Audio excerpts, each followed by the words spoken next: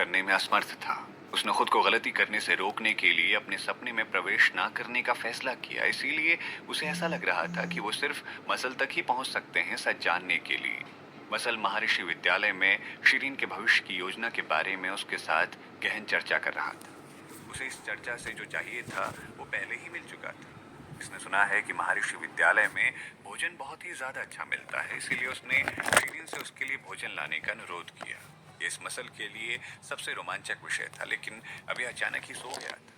फिर कुछ देर बाद अपने आप को बादलों और धुंध से वो घिरा हुआ पाता है। हैरानी की बात यह है कि इसने चारों ओर देखा और सिर्फ एक व्यक्ति को इसके सामने उस जगह पर खड़ा पाया। उस व्यक्ति ने एक बैगनी बागा पहन रखा था और उसके माथे पर एक चमकदार लोमड़ी की आंख जैसी चीज पहनी हुई थी। उसके काले बालों के साथ वो बहुत अच्छा लग रहा था। ये कोई और नहीं बल्कि आकाशी ऋषि व्यास साहू जी थे, जो खुद को सोमदेव सिंह के रूप में प्रच्छन्न कर सकते थे और आसानी से उसके मिराज इल्यूजन को हल कर सकते थे। हालांकि उन्होंने कुछ समय के लिए उसके सामने अपनी असली पहचान उजागर की थी, लेकिन ये बहुत ही प्रभावित हुआ था उनसे। इसने इनकी युद्ध कला तकनीक में अत्यधिक प्रवीणता के कारण उन्हें उकसाया नहीं था। सौभाग्य से वो अपने गुरु के साथ था और इस प्रकार महल मालिक इसके खिलाफ कुछ भी नहीं कर सकते थे और ये बहुत अच्छा था। आप मसल ने अपने खोलों को खोल दिया और उनके बागों के कोनों को पकड़ करके अपना स्नेह उन्हें दिखाना चाहा था। महल मालिक ने एक उंगली निकाली और उस पर दबाव डाला।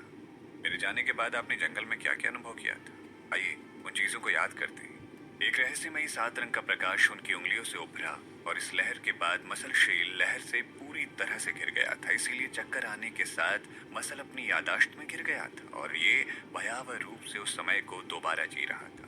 फिर इसने अपने गुरु के साथ मिलकर दोनों जहरीली लाशों से मुलाकात की और बड़े मौर्य संत जी से भी मुलाकात की।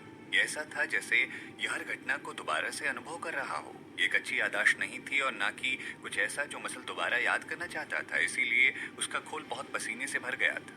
जब ये अंततः अपनी दुस्वप्न जैसी स्मृति से बाहर निकलने में कामयाब रहा, ये सदमे में था और वर्तमान तारीख को याद नहीं कर पा रहा था।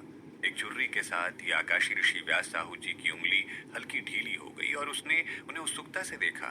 क्या आपने भी मेरे साथ क्या किया था? मसल घबरा गया था। ज्यादा अजीब बात यह थी कि ये महसूस कर सकता था कि सांस लेने के बाद ये हाँफने लगा था, जैसे ऐसे ही अपनी जीवन शक्ति को खो देने वाला था। इसी बीच आकाशी ऋषि व्यास साहू जी गहरे विचारों में खो रखे थे, क्योंकि उन्होंने इस पर ध्यान भी नहीं दिया। बादलों, धुंध और धुंधले वातावरण को देखने पर मसल असुरक्षित महसूस करने लगा था। इसीलिए यहाँ एक पल भी और नहीं रहना चाहता था और जमीन खोदकर भाग जाना चाहता था, लेकिन एक अज्ञात कारण से इसने अपने खोल को लगभग नुकसान पहुंचा दिया था। आप क्यों भाग रहे हैं? क्या आप मुझसे डरते हैं कि मैं आपको खाने के लिए पका लूंगा? आकाशी ऋषि व्यास साहू जी फिर से इसके सामने खड़े थे और अपना हाथ उसकी ओर बढ़ा रहे थे। मसल कपकपा गया और पीछे हट गया। मैं स्वादिष्ट नहीं हूँ। मेरा मांस बहुत कठिन है और बिल्कुल भी निविदा नहीं है। महल मालिक ने कदम आगे बढ़ाया और कोमल आवाज के साथ पूछा, क्या तुम मुझसे डरते हो? मसल फिर से पीछे हटकर कहने लगा, नहीं, मुझे डर नहीं है किसी से भी। मुझे बचा लो मालकिन जी।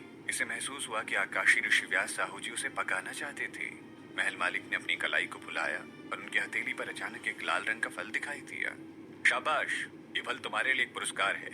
मसल ने तुरंत पीछे हटना बंद कर दिया और उसकी आंखें चमक गई। लाल रंग का फल, एक प्रकार का आध्यात्मिक फल जो कि आध्यात्मिक शक्ति की भरपाई कर सकता है, और इससे भी महत्वपूर्ण बात यह कि इसका स्वाद बहुत अच्छा होता है। मसल ने तुरंत अपने छोटे से हाथों को लाल रंग के फल तक पहुंचाया और अपने मुंह में डाल लिया। स्वादिष्ट, लेकिन ये एक टिप्पणी भी कर रहा था।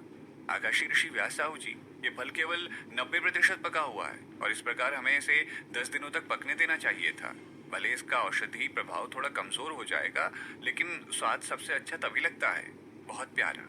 इससे पहले कि टिप्पणी समाप्त कर सके, आकाशी ऋषि व्यास साहू जी ने अपने आस्तीन के साथ इस पर सहला दिया। शिरीन ने सोचा कि उसके पैरों पर मसल नींद की कोई दवा खाकर सोया है। ये उसके साथ अंतहीन समय से बात कर रहा था, लेकिन ये वास्तव में अचानक से तेजी से सो गया था और अगले ही मिनट ये कांप रहा था। ये इतनी गहरी नींद सो रहा था कि इसने इसे लात मारी और ये उससे भी नहीं जागा था। इसने शिरीन को काफी हैरान कर दिया। वो जानना चाहती थी कि ये कैसे अपने शिकारियों द्वारा खाए बिना 5वें शिखर पर जानवरों के बीच बचकर रह लेता था। जब वो सो रहा था, वो ये सब सोच रहा था। मसल के सो जाने के लगभग 1 घंटे बाद ये अचानक जाग गया। उसने अपने खोल को चारों ओर से देखने के लिए खोला और मुक्त भाव से पूछा, मैं कहाँ हूँ? शिरीन ने उसके जागने पर उसे एक जोर की लात मारी। क्या आप नींद विकार से पीड़ित हो रखे हैं? मसल आखिरकार जाग गया था। मालकिन, मैंने अभी एक बहुत अजीब सा सपना देखा। क्या ऐसा सपना देखना सामान्य नहीं था आपके लिए? ये इतना उपद्रव क्यों कर रहा था? शिरीन ने इस पर एक नजर डाली। आपने क्या देखा सपने में? मैंने सपना देखा कि मैं अंधेरे जंगल में वापस चला गया हूँ। मसल अभी भी सदमे की स्थिति में था और दोनों जहरीली लाशों द्वारा हमला किए जाने का सपना देख रहा था। ये वास्तव में पूरे दृश्य को फिर से अनुभव कर सकता था जहां जहरीली लाशों ने उस पर हमला किया था। शिरीन ने उसके खोल को थपथपाकर उसे शांत किया। इसमें कोई भी आश्चर्य नहीं था। वो अब भी कांप रहा था। ये सो रहा था और ये एक बार अभी लुढ़क गया था। तभी इसे कांपता हुआ देख रहे थे क्योंकि ये एक बुरा सपना देख रहा था। ऐसा लगता था कि दोनों जहरीली लाशों के हमले ने मनोवैज्ञानिक रूप से इसे काफी प्रभावित किया था। केवल ये देखा आपने सपने में? कुछ और नहीं देखा आपने सपने में? शिरीन ने पूछताछ की। और मैंने सपना देखा। मसल अपना खोल खोलते हुए याद कर रहा था। उसे याद था कि ये कुछ और सपना भी देख रहा था, लेकिन अब उसे याद बिल्कुल भी नहीं कर पा रहा था। लेकिन ये एक और प्रभावशाली सपना था।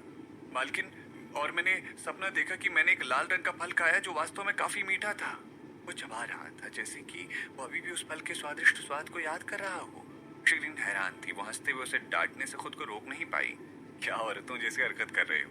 उसने उसे कोने में धकेल दिया। बहरहाल घटना के बाद दोनों अच्छे से जाग गए थे। मसल मदद नहीं कर सकता था, लेकिन उसे सिखा रहा था कि एक स्कॉलेट फल को लूटने का सबसे अच्छा समय कौन सा होता है। जब वो बात कर रहा था तो संदेशवाहक महावीर दास जी की आवाज बाहर से सुनाई दी। मोहतरमा शिरीन जी, हम महर्षि विद्यालय में पहुंच गए हैं। इतनी जल्दी? शिरीन ने पर्दा उठाया और नीचे की ओर देखा। बाहर का आकाश हल्का हरा हो गया था और उगते सूरज की पहली किरण के माध्यम से वो नीचे पर्वत श्रृंखला में घिरे घरों के अंधेरे और घने द्रव्यमान को देख सकती थी। इस क्षेत्र में कब्जे वाले मकान बहुत बड़े थे। इतने बड़े कि कोई भी पूरे क्षेत्र को जमीनी स्तर पे नहीं देख सकता था। घरों के ऊपर चारों ओर एक फीकी रोशनी थी और आसमान में एक इंद्रधनुष को काटते हुए देखा गया था। आसमान से देखने पर यह स्वर्ग के जेड पुल की तरह लग रहा था। शिरीन जानती थी कि यह सबसे रहस्यमयी महर्षि विद्यालय था। एक ऐसी जगह जहां दुनिया भर से प्रतिभाओं और कौतुक छात्रों को एकत्र किया जाता था। एक ऐसा स्थान जहां पांचों स्वर्गीय उपहार शिष्यों ने अध्ययन किया था और हाल ही में छठी शिष्या सुमति देवी भी पिछले कई दिनों से पढ़ रही थी। इसी बीच स्वर्गीय महल में आकाशी ऋषि व्यास साहू जी या महल मालिक भी रात भर जागे हुए थे। उनकी मेज पर कुछ जानकारी थी जो उनके अनुयायियों ने उन्हें अभी भेजी थी। रमाकांत राव और शशिकला दोनों को वास्तव में निर्वासित किया जा रहा था, लेकिन जैसा कि अपेक्षित था, ताबूतों में उनके शव नहीं मिले थे। उनके शरीर को सिराज चुरा लिया गया था, जिस पर उनके सर काटे गए थे। वो किसी की देखरेख के बिना चोरी हो गए थे और पहरेदार और उनके परिवारों को कुछ पता नहीं था। स्वर्गीय महल के लोग ये पता लगाने में कामयाब रहे कि दोनों शव पूरी तरह से गायब होने से पहले एक परित्यक्त घर में चले गए थे। यहाँ तक कि कुंवर सिंह जी, जो चीजें ढूंढने में बहुत अच्छे थे और घर को अच्छी तरह से खोज रहे थे, लेकिन रमाकांत राव और शशिकला निकायों की बेहोश गंध की पहचान कर सकते थे जो निश्चित रूप से घर में थे और कुछ नहीं। महल मालिक ने रहस्य उद्घाटन। Dear listener, congratulations! इस कहानी पर स्ट्रीक स्टार्ट करने के लिए आपको मिलते हैं 5 कॉइन्स। इस कहानी को डेली सुनते रहिए और फ्री कॉइन्स पाइए। मालिक ने रहस्य उद्घाटन के बारे में विचार करते हुए मेज पर अपनी उंगलियों से थपथपा दिया। ऐसा लग रहा था कि वो जिस आदमी की तलाश कर रहे थे वो इन सब चीजों में काफी अच्छा था, क्योंकि ना केवल वो कठपुतली तकनीक में अच्छा था, बल्कि वो अपनी गंध और सांस भी अच्छे से छिपा सकता था। मसल की याद से उन्होंने दो जहरीली लाशों के असली चेहरे और उनकी क्षमताओं को करीब से देखा था। ऐसा लग रहा था कि किसी ने जानबूझकर उन लाशों की कठपुतलियां बना दी थी। वास्तव में उस व्यक्ति ने उन लाशों को बेहद जहरीली लाशों की कठपुतलियों में तब्दील कर दिया था। उन लाशों की विशेषताएं बहुत समान थी, लेकिन अगर वो चौकस और सावधान नहीं होते तो हो सकता था कि वो सीधे कठपुतली गुरु से इस सब को जुड़कर देख रहे होते। यदि कोई कठपुतली मास्टर दूर से लाशों की कठपुतलियों की पैंतरेबाजी कर रहा होता तो उनके शरीर में इतनी लचक और फुर्ती नहीं होती। हालांकि जिन दो लाशों ने शिरीन का सामना किया था जंगल में, वो गुस्से से भरी हुई थी। अगर महल मालिक सही हैं तो इसका मतलब रमाकांत राव और शशिकला की आत्माएं पुनर्जन्म नहीं बल्कि उस शरीर के अंदर ही फंस गई थी।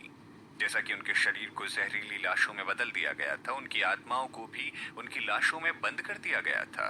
उनके प्राणों का पतन होने से ठीक पहले किसी न किसी प्रकार के निषेध अभिशाप के साथ ये सब किया गया होगा। इसीलिए वो अभी भी इतने तीव्र आक्रोश से भरे हुए थे और शिरीन पर अपना गुस्सा निकालना चाहते थे। और इसका कारण था कि वो शिरीन को ढूंढ सकते थे, और क्योंकि वो एक निर्जीव वस्तुएं थी और वो अलग तरह की थी, तो वो काले जंगल में खुद को बचा पाई। और तो और इसी वजह से वो उनके द्वारा बनाई गई जादुई रुकावट द्वारा रुक भी नहीं पाई। अब जरूरी सवाल यह है कि शिरीन के खिलाफ इतनी प्रबल दुश्मनी किसके मन में है और वो उसे मरवाना क्यों चाहता है। हालांकि शिरीन ने कई लोगों को नाराज किया था, लेकिन उनमें से कोई भी इतना सक्षम नहीं होना चाहिए था जादुई कला में।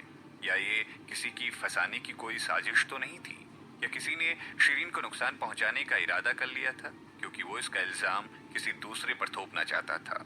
अगर ये सच था तो पर्दे के पीछे का व्यक्ति स्पष्ट रूप से सुमति देवी के ऊपर ये इल्जाम थोपना चाहता था, क्योंकि वो कठपुतली तकनीक के साथ सबसे अच्छी तरह से धारा प्रवाह थी। इसके अलावा वो शिरीन के प्रति काफी शत्रुतापूर्ण रहती थी।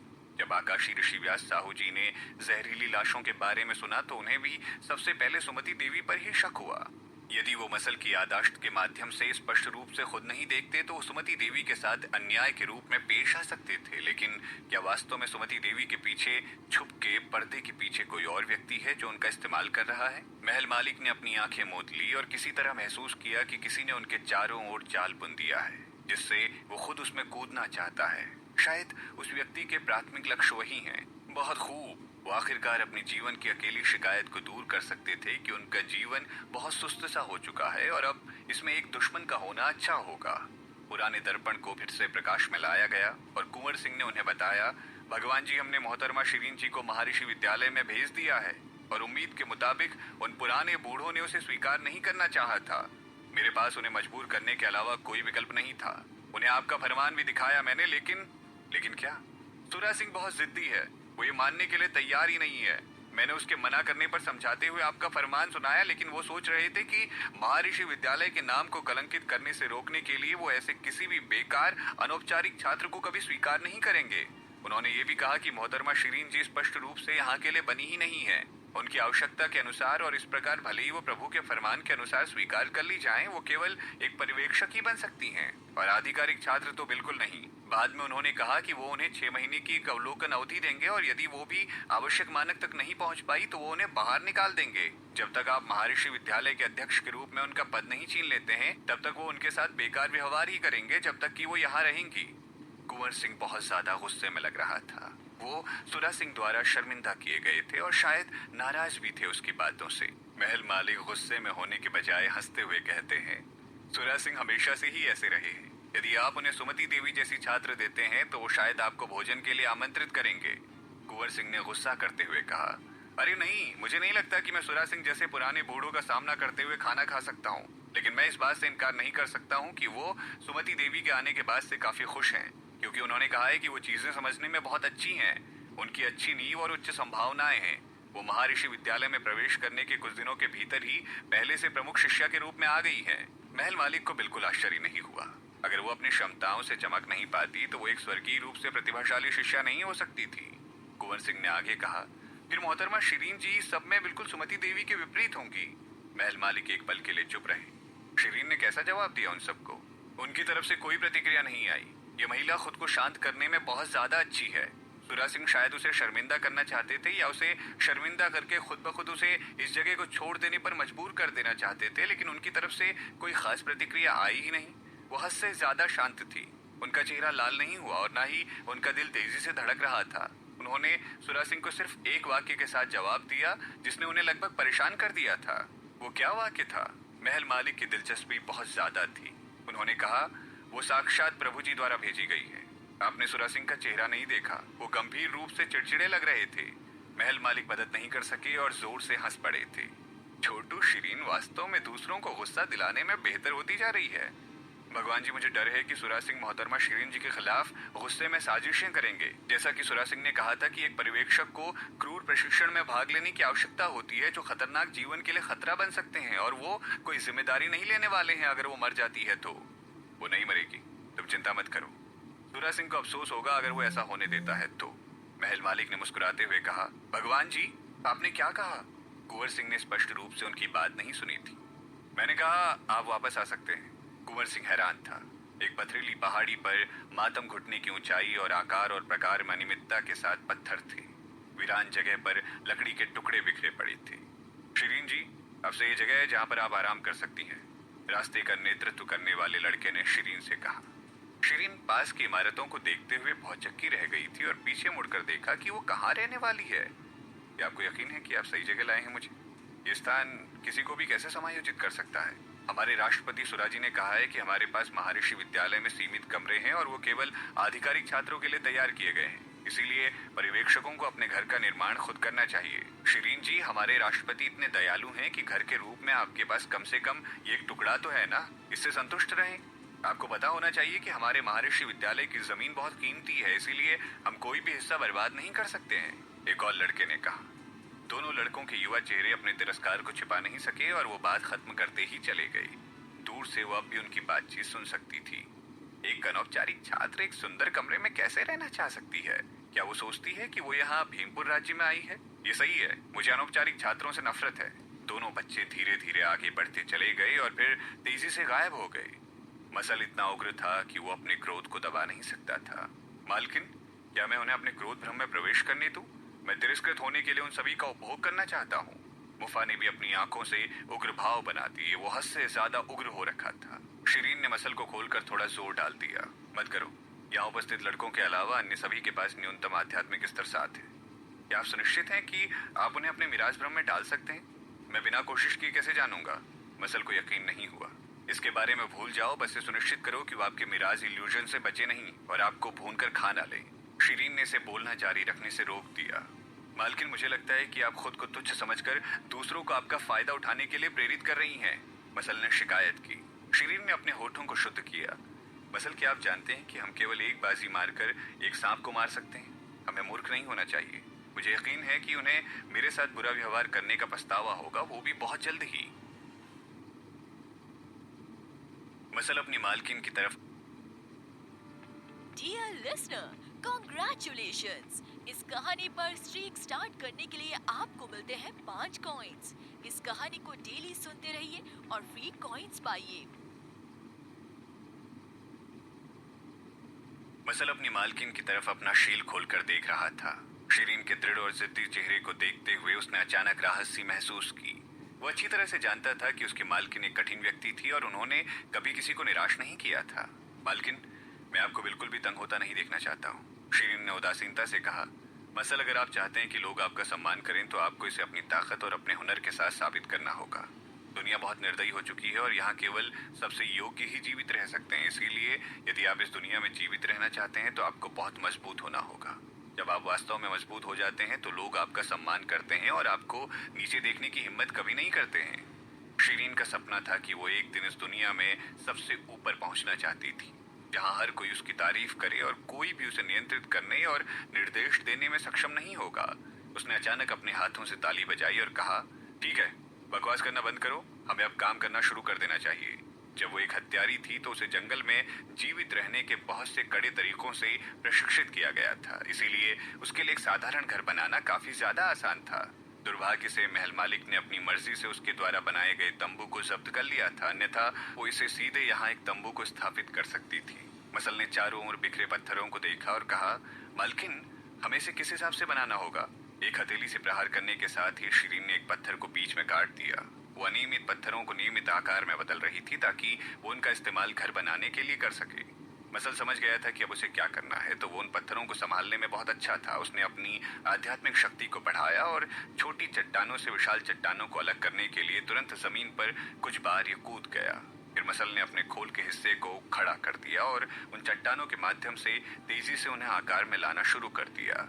जैसे ही पत्थरों के टुकड़े हवा में भर गए, ईंट के समान पत्थरों का ढेर लगता दिखाई देने लगा। जब उसने इन कोनी पत्थरों को देखा तो शिरीन की आंखें चमक उठी। उसे उम्मीद नहीं थी कि मसल के पास ऐसा भी कोई कौशल है। इसका खोल तो हीरे की आरी से भी कई गुना बेहतर था। क्योंकि मसल चट्टान को संभाल रहा था, इसीलिए शिरीन ने चट्टानों को एक साथ समतल करने का काम जल्दी ही शुरू कर दिया था। उन्होंने एक दूसरे के साथ सहजता और बहुत बढ़िया से समन्वय किया। मुफा दुखी था क्योंकि वो उन दोनों की मदद करने में सक्षम नहीं था। जिस जगह पर वो काम कर रहे थे वो जगह बहुत ज्यादा धूल और मिट्टी से भरी हुई थी और छोटू मुफा के खूबसूरत बैगनी चमड़े का रंग लगभग पीला हो गया था। वातावरण में धूल के कारण इसे छींकें आना शुरू हो गई थी। जब शिरीन ने उस पर थोड़ी देर के लिए नजर डाली तब उसने देखा कि धूल के कारण मुफा की आंखों में पानी आ गया है। वो उसे प्यार भरी नजरों से घूरती रह गई जबकि उसकी 9 पूंछों ने शिरीन की कलाई को पकड़ रखा था। शिरीन ने उसका सर प्यार से सहलाया और कहा, अच्छे बच्चे बनो और जाकर वहां अकेले ही खेल लो। ये छोटा सा घर बनाने के बाद मैं तुम्हें स्नान करा दूंगी। मुफा ने शिरीन की आज्ञा मानी और किसी दूसरी तरफ चला गया। जब कोई व्यक्ति व्यस्त होता है तो समय बहुत जल्दी बीत जाता है। शिरीन को पता नहीं चला कि पूरा दिन लगभग बीत गया था। सूरज ढल गया था और चांद उगने लगा था। शिरीन के पत्थर के घर का ढांचा आखिरकार बन गया था, यहाँ तक कि लकड़ी के बिखरे हुए टुकड़े भी घर का समर्थन करने के लिए इस्तेमाल किए जा रहे थे, जिनमें से सबसे मोटी लकड़ी एक सहायक बीम के रूप में इस्तेमाल की गई थी। खरपतवार की छत के रूप में घर को लकड़ी की बीम से बनाया गया था।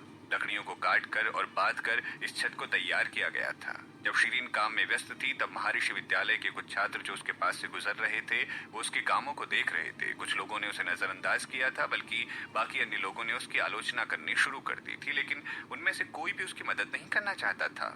शिरीन ने उन लोगों की कई गपशप को सुना तो उसके बारे में बातें सुनी जा सकती थी जो उन्होंने उसके बारे में कहा था। ऐसा लगता था कि एक अनौपचारिक छात्र के रूप में उसकी पहचान पूरे समुदाय में फैल गई थी। उन गपशप के रूप में उसे नीचे दिखाया जा रहा था। तो वो अनौपचारिक छात्र है, वो किसी भी हिसाब से खास नहीं दिख रही है। प्रभु जी इसे अपने शिष्य के रूप में क्यों स्वीकार करेंगे? ये वास्तव में खास नहीं है। उसकी अधिकतम आध्यात्मिक शक्ति का स्तर 5 होना चाहिए। हमारे यहाँ जो लड़के परिचारक हैं शायद वो उससे बेहतर है। कुछ ऐसे भी थे जिन्होंने उसकी ओर तर्क दिया। आप कुछ नहीं कह सकते। मैंने सुना है कि वो मूल रूप से एक बेकार व्यक्ति थी, लेकिन उसकी आध्यात्मिक शक्ति 6 महीने के भीतर 5वें स्तर तक पहुंच गई थी और इस दुनिया में कोई भी इतनी जल्दी से अपनी आध्यात्मिक शक्ति के स्तर को ऊपर नहीं बढ़ा सकता है। ये करना हद से ज्यादा मुश्किल है, इसीलिए वो एक सक्षम व्यक्ति होनी चाहिए। एक अन्य व्यक्ति ने मुस्कुराते हुए कहा, आप फिर से बकवास कर रहे हैं। हर कोई जानता है कि शुरुआत में प्रशिक्षित होना और अपने स्तर को बढ़ाना कितना आसान है।